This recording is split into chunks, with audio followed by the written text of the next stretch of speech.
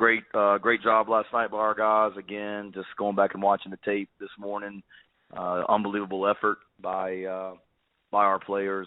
The physicality that we played with, the effort that we played with, it was really impressive to watch. Talk to our players that we were going to have to play with great effort, and that would overcome mistakes, and our guys did. We knew we needed to play well in all three phases. We did a lot of really good things offensively, defensively, and special teams. I thought, we controlled the line of scrimmage on both sides of the ball as well, and that's not easy to do against Kentucky and how physical they are and have been for a long time. Just looking back, we had a lot of players that played really, really well, but I think you look at our secondary, DQ Smith, David Spalding, and Nick Emanwari literally played every play of that game last night. And we rotated a little bit at corner. We rotated a little bit on the defensive line, rotated a little bit at linebacker. But because of our injury situation at safety, those guys played every play. And to have two true freshmen do that in Nick and DQ, a ton of respect for them and the way they just continue to get better and the physicality they played with as well against Kentucky's offense. And a lot of our guys on defense played a lot of snaps. Jordan Birch and Gilbert Edmond pretty much played every snap on the defensive line, and Brad and Sherrod for the most part at linebacker. So proud of our guys and the fight they showed. Offensively, after looking at it as coaches, our two players of the game were Marshawn Lloyd and Jaheim Bell. Marshawn obviously speaks for itself. He was unbelievable last night. And Jaheim, I thought, was really, really good. He made a huge play in that game, was that third down conversion when it was 7-7. In the third quarter, he went up and Spencer put the ball where, Jaheim had to go up and get it. And he ran a great route on that play downfield. He had run that route in practice really, really well, and it showed up in the game. And how you practice is how you play. And he went up, and what a huge catch it was, what a great catch it was. But he really won this award because of what he did when the ball wasn't in his hands. I thought he had his best game from a blocking standpoint. You watch the throw to Jalen Brooks on the third down. Watch Jaheim. His job on that play, he's running a vertical route. He sees the ball thrown to Jalen Brooks, and then he immediately turns and blocks the guy literally 20 yards downfield into the end zone. And early in the game on a couple of those runs to start the game, he did a great job at the point of attack blocking. So proud of Jaheim as he continues to get better. Defensively, had a lot of guys that played well, but we felt Sherrod Green, Tonka Hemingway, and Zach Pickens were the three that really stood out. Sherrod was all over the field, played fast, and made a lot of plays at that linebacker position. Tonka Hemingway and Zach Pickens were lights out last night. They were awesome. The plays they made, the how active they were up front, the way they controlled their gap. To me, a great indicator of your team's want to and belief in each other is just watch the field goal block team, because you're typically out there when you've given up a touchdown, and you got to go out there for the extra point and making sure that you don't take plays off. And Zach Pickens was unbelievable on that last night as well. So proud of him and what he's doing. And then special teams-wise, Mitch Jeter, King Ford, and Josh Van. Jeter did a great job, made a field goal to make it a two-score game, did a great job kicking off to keep the ball out of their returners' hands. King Ford obviously blocked the punt, did a great job on kickoff coverage, covering kicks, and then Josh Van continues to do a nice job as our punt returner. When you're a good block team like we are, that makes you a really good return team as well, because teams have to be worried about getting punts blocked, and Josh has taken advantage of that, and our guys played with good effort on that last night also, and then Josh did a great job recovering the onside kick. And then our scout team players of the week, offensively, Tanner Bailey, defensively, Peyton Williams, and then special teams-wise, the pride of Heathwood Hall, Ronnie Porter. So proud of those guys. Injury-wise, for the first time, I'm able to get on this call Sunday night and not report any significant injuries from last night. Normal bumps and bruises. That was a physical football game. So we've certainly got some guys that are beat up after last night, but nothing that is concerning as we go into this week or go into the off week. And then really the guys that did not play last night that that weren't on the trip with us or didn't play, guys like Devani. Expect all those guys to be good to go against A&M. So we'll see how this week goes. We met today as a team to put this game to bed and review it. Had some great meetings with our guys today. We'll practice Monday, Tuesday, Wednesday this week. We need to get healthy. So that's a point of emphasis this week. And then we need to get better because for as great as last night was, we still didn't play great for a full game in all three phases. So much to improve on, which is exciting. So we've got to get better as a team. We did that last year in the off week, and then came out of that off week and had a great night against Florida. And we'll need to have a great week this week of getting healthy, getting better as a team, and then continuing to try and bring some of these young guys along as well. So we'll practice Monday, Tuesday, Wednesday. Fall break is here at Carolina on Thursday and Friday, so our guys don't have class. They'll have the weekend off. Be a good chance for them to get home and see their families if they want. Coaches will be out recruiting Thursday, Friday, and some of us on Saturday. And then back at it on Sunday, full speed ahead on Texas A&M. So any questions you guys have, fire away.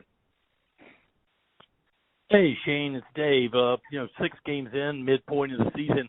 Is there one area of the team that you're most pleased with and one area that you're maybe least pleased with at this point? Not really. I mean, there's certainly, as a coach, David, I think you feel like every area can be better than what they've been. We haven't, maximized our potential at any one area.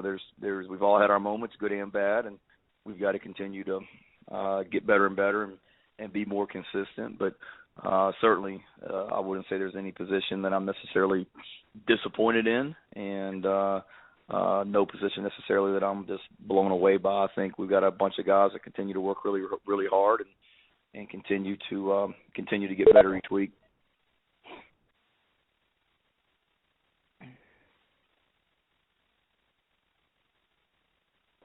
Hey, Shane, it's Hale. Hey, Hale. I was wanting to see, obviously there was talk amongst folks on the outside about trying to carry over the run game success into a game against a team like Kentucky. How satisfying is it to see some carryover that way, and how confident are you that it'll continue over these next 6 games? No, it was great to see, and we challenged our guys on that. I mean, and we believed it. It wasn't so much a challenge, but we ran the ball really well against Charlotte and South Carolina State, and I know you guys probably think I'm crazy, and I'm sure people think I'm crazy. We came out of that Georgia game feeling like, you know what, we can run the ball.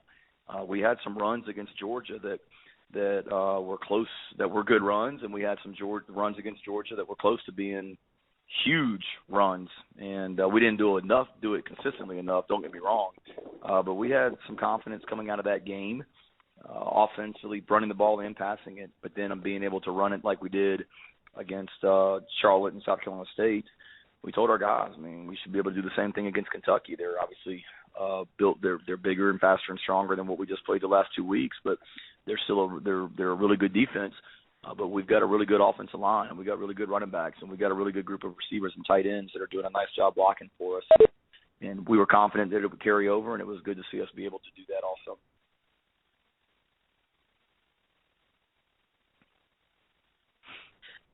Hey, Shane, this is Ben Briner. I wanted to ask, on that play where I think it was the strip sack, with kind of the way they lined up, is that a spot where you want Spencer to sort of recognize it, kind of quickly dump it over that blitzer? Or is that just kind of they had sort of a good call, you guys were reading the other side, and it's just more a matter that if the hit comes, Spencer's just got to hold the ball? Yeah, no, he's got to get rid of it. With what we were doing on that one, that's a deal where they were bringing more guys than we can protect, and the guy came from, I don't want to say depth, but came from the field, and Spencer's eyes kind of went to the boundary initially, and on that, with that particular protection scheme and the routes we had called, the ball's got to come out quick then, and the ball didn't come out quick enough. And then Spencer certainly, he's looking to his left because that's where he's trying to go with the ball, but the pressure is coming from the right. And we obviously got to see the pressure and get rid of it quicker. And then even if you don't see the pressure, the ball's got to come out a little bit quicker than what it did. So they did a nice job on the call. The pressure they, it hit, I want to say Georgia last year in the red zone, kind of a similar deal, and they did a nice job. It was a good call by them, but we got to be able to execute a little bit better there, or have a better call for Spencer in that situation also. Makes sense. Hey Shane, it's Alan. I guess when you look at kind of the halfway point of where you guys were at last season now, I mean, I know there's a lot that's happened between now and then, but I guess what's maybe different about this team at the midway point versus last year's team, or what's maybe the same at all? What about the midpoint? I lost you at the last part, Ben. I'm sorry. Sorry, I guess what about, the midpoint last year versus this year? Where do you feel like you guys are at as a team right now compared to maybe sort of this time last year? Yeah. No, I mean, I think we're a lot farther along in a lot of ways. It's certainly, you feel better going into an off week this year than what we did last year coming off that Texas A&M game.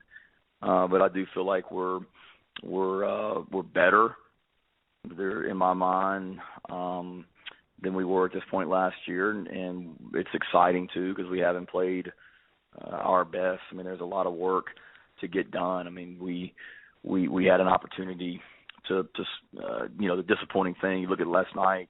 We had 2 drives with great field position at the end of the first half, and we got 0 points out of both of them.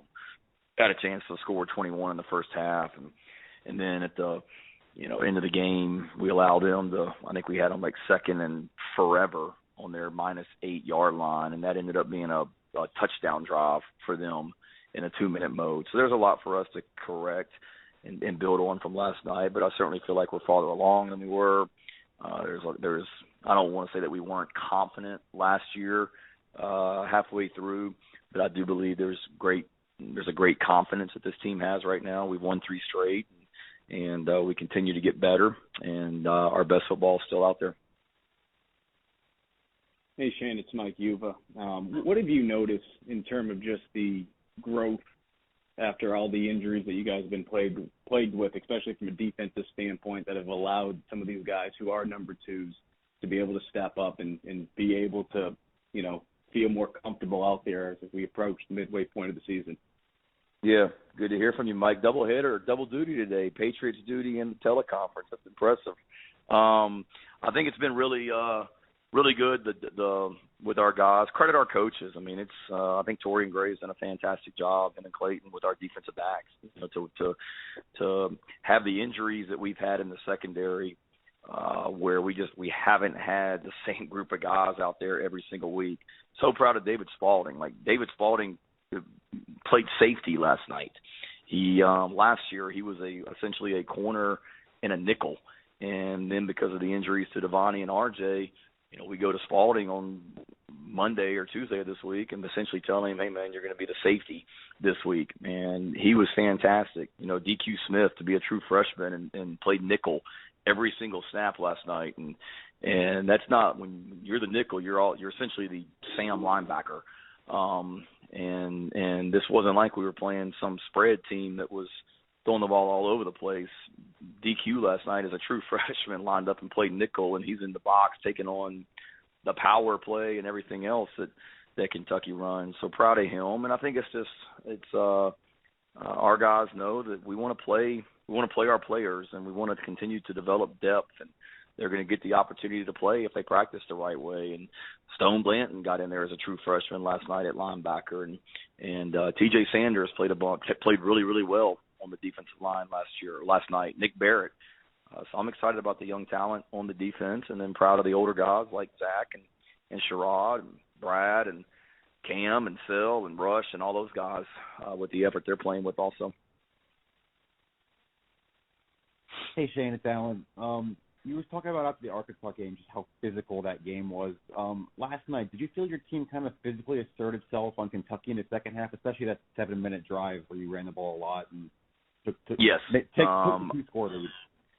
Yeah, no, I feel like we did. I feel like we did the entire game. I mean, they ran the ball. They had some runs that popped in there in the first half for sure, and then had some rushing yardage they did in the first half. But we didn't play a ton of plays in the first quarter offensively, and didn't play a ton of plays in the first half. But we played really, really, really physical last night on both sides of the ball, and I feel like we asserted that throughout the game. We got better and more physical and dominant, if you will, as the second half went on. But I felt like we asserted that somewhat, in the first half as well, and proud of our guys because of it. Thank you. Thank you. I guess kind of a little bit what Alan was asking. I guess the 7-minute drive you had last night, I think back to, when that drive against Charlotte right before halftime. I mean, you guys have had some pretty big drives and big moments, I guess, this year and sort of matched sort of what you needed to do.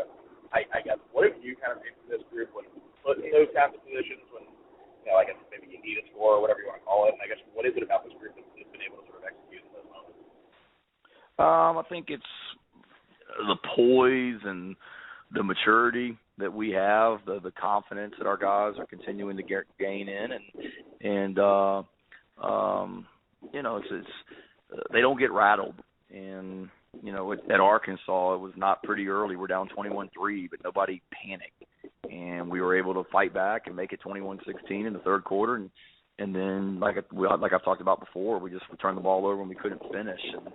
And it wasn't always pretty early on against Charlotte and South Carolina State, but nobody blinks. And we talked about it at the hotel before we came over to the stadium yesterday. Was this is going to be hard, and you're going into a tough environment against a really good team, and there's going to be moments where the crowd's into it, or they score and they've got momentum, and that's when our maturity and our composure and our confidence and our poise has to show up. Like in those moments is when we've got to be at our best and when we've got to be even closer as a team. And nobody blinked. We were, and then as a head coach, it makes you proud to see that. And we got a bunch of competitors on this team, and they always respond. And I think it goes back to no one was surprised by what took place last night. We were very, very, very confident going into that game last night, and the effort and the physicality we played with shows that, in my opinion. Hey Shane, this is my Marshawn Lloyd. Oh, sorry. Yeah, Marshawn Lloyd had another 100-yard game, leading the team in offensive touchdowns. How much of that to you is the design of maybe some of the play calling, and how much of it is his playmaking ability?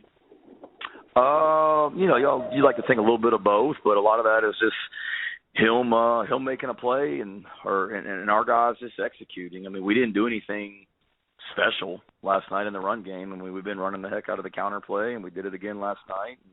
We ran a lot of what a lot of people refer to as duo, and that was really, really it with him. We had a couple of outside zones called that weren't all that great. So we essentially ran what we've been running all year. But Marshawn's a guy. He's got great balance. He's got great strength and physicality, and he can run through people. So a lot of it, sure, if you want to say it was good calls, but it was our guys just executing our base stuff and having confidence in it, and our offensive line and tight ends and receivers doing a great job. And then it was Marshawn reading it the right way, and then also being able to run through people. Alan, I think it was a couple of questions ago, asked or talked about the physicality in the second half. I mean, I saw it in the first half with the way our guys blocked and the way Marshawn ran the ball. I mean, he was running physical and moving that pile.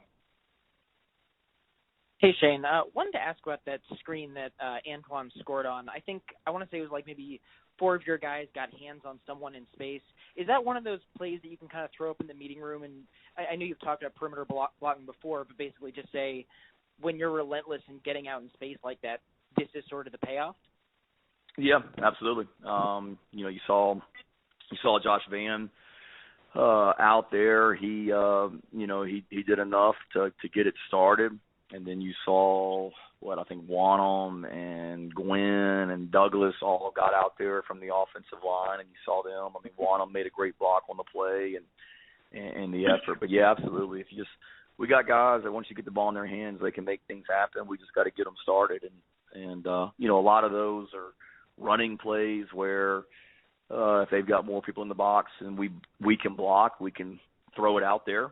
and a lot of them are, run plays where or not run. A lot of them are true type screen plays where you're trying to release offensive linemen out there to get it blocked and get it started, which Kentucky does a great job of. They hit us on a couple of those last night. But, yeah, I think it's great to be able to say as the run game continues to get better and our perimeter blocking continues to get better, we'll have more and more opportunities for plays like that because teams are going to have to stop the run. And when they do, you ought to be able to, invite pressure and get the ball out there to your playmakers in space also. Hey, Shane, it's Hale again. I was curious, your kids, your three kids, what's their reaction to the post-game stuff and the dancing in the locker room and all that? Obviously, you pointed them out last night, post-game stuff. But how did they react to Dad's dance moves? I think they're proud. I really haven't talked to them, so I'd say that we got home 3:30 or whatever in the morning, went to bed, and I was back in the office at I think 8:45 or so. I got in there this morning, so got home a little bit ago, and Olivia, our youngest daughter, she's excited. I think she was proud, and same thing with Sutton, our oldest, and Hunter. My wife was telling me Hunter slept till 12:30 today, and Emily had to wake him up because he was going to the Panthers game with a buddy of his. So he slept till 12:30 and woke up and left for the Panthers game around 1. So I haven't really talked to him because he slept on the plane coming home last night. But I think they were excited. They were excited to win, and they love the guys on this team, and they were happy to be a part of a special night in Lexington like we all were. Shane, then again, I guess just real quickly, did you get an explanation on what kind of happened with? I think it was maybe a false start on Eric on the very front end of the game. It was like back-to-back plays, or what? Just like a miscommunication, or what kind of happened on that? Yeah, it kind of the officiating crew and the umpire they did a great job last night of things that I had questions on, getting answers to me, and on that one it's kind of universal defenses that make move calls. So if you watch a linebacker, Georgia got us on one in the game this year as well, where the linebacker, screams move or go or whatever their call is, and then the defensive line shifts before the snap. That's what was happening. The linebacker's allowed to make the move call, but the defensive line, they can't be like over exuberant with their movement. They should be able to they're allowed to make a normal movement from a gap to a gap or whatever it might be. They can't be like throwing arms out and things like that. And there was some discrepancy on who was making the move call on their defense, but the umpire told me that it was the linebacker, and that was the only person, and we didn't have an issue with it. And that's the other thing too. One of the keys from the game is we knew that we had to be disciplined last night, and because Kentucky I think they had the first or second fewest penalties in the SEC going into that game, and we needed to play smart football and not have dumb penalties, and we had fewer penalties than they did. We had 4, and 2 of them were before we even snapped the ball on the first play, the first drive of the game. We had 2 of them, so take those 2 out, we only had 2 the rest of the game. So really proud of our guys with the discipline they played with. But yeah, that was what was happening. Just they were making a move call, and we got it handled after that. The officiating crew did, and then our players were able to handle that also. Thank you. Thank you. Shane again. Double checking the injuries from last night. I'm not sure if you mentioned Corey Rucker. Is he still going to be good for A&M in a couple of weeks? Should be. Again, I'd group him in that category I mentioned at the beginning. Anybody that wasn't available last night, we expect everyone to be available for Texas A&M, unless they were somebody that we've talked about previously that was season-ending, like Chad Terrell, Bo Kaba, and Jordan Strong. Shane, it's Jack from Gamecock Central. I just wanted to ask, what specifically do you want to see your guys improve on during the bye? And just another question for this. How much of a difference does that extra week make when preparing for an opponent? As far as what we need to improve on, I'd say there's a lot. I mean, I could go through every position and talk about things that we got to be be better at, and there's a host of or a list of them: offense, defense, and special teams. You know, but you got to be smart because it's a long season. This is a physical league that we play in, and we got 5 SEC teams and Clemson left on our schedule, so we got to be smart about taking care of them physically as well. But we need to get better in everything, and I think it's certainly you like the extra prep time as a coach, but I don't know how much of an advantage it is, especially this week as A&M's off as well. So we both have 2 weeks. I think there's a fine line. A lot of times when you come off a win, you want to keep going and you'd rather play the very next week, or if you come off a loss, you want to keep going because you don't want to sit around for 2 weeks and have to wait to play again. But certainly just when it's at this point in the season, you know, you need the break for sure. So you like it at this point, and it, you know, allows you a little bit of a head start on Texas A&M and get our guys more familiar with them. But I think every off week is different in my opinion.